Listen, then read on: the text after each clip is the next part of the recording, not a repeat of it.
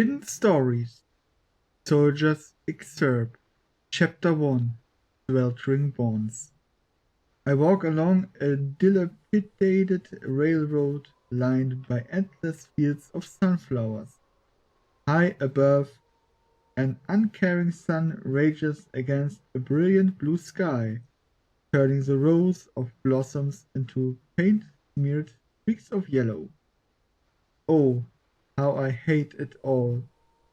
Time is an illusion here, hunger a constant companion. My steps fall one after the other, until I finally see a tunnel begin to materialize in the heat shimmer distance, and on the other side of it, a foreign city. This country used to kidnap children in an effort to improve its gene pool, you see. And while the victims were spirited from countries across the world, the majority came from the city at the other end of this tunnel.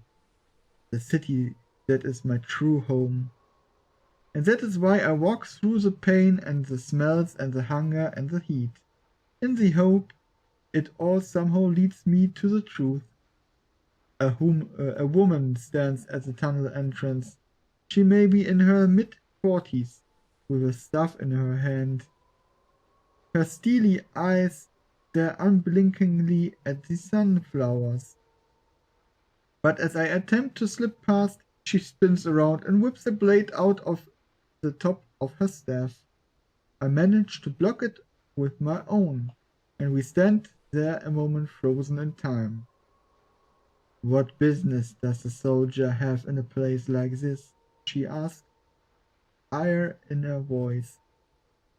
I know that sword you hold. It took the lives of countless numbers of my countrymen. In truth, I brought the sword with me, and when I deserted the army, which is why it has a military insignia on the scabbard, to me it is just a weapon, but to this woman it is a sign of her most hated enemy. Found it on the ground, I say casually. Clearly unconvinced by my answer, she makes her move. Our blades begin to ring back and forth in a blur of iron and steel. Her blows are relentless, her strength otherworldly. Any advantage I may have had is long gone, and as I desperately attempt to fend her off, she lands a firm blow on the pit of my stomach, crumbling me to the ground. The woman looms over me, blocking out that brilliant blue sky. She raises her blade above her head and prepares to claim my life, but before she can act, another voice calls out from inside the tunnel. Captain, enemy approaching! An enemy attack? No, oh no. As my attacker lowers her weapon and turns to face this new threat, I manage to tilt my head towards the disturbance. It's a squadron of soldiers all dressed in the familiar uniform of my old Intel Corps. Were they here for me? Did they really follow me all the way out here? Beat them back, cries the captain. Do not let them touch the sunflowers.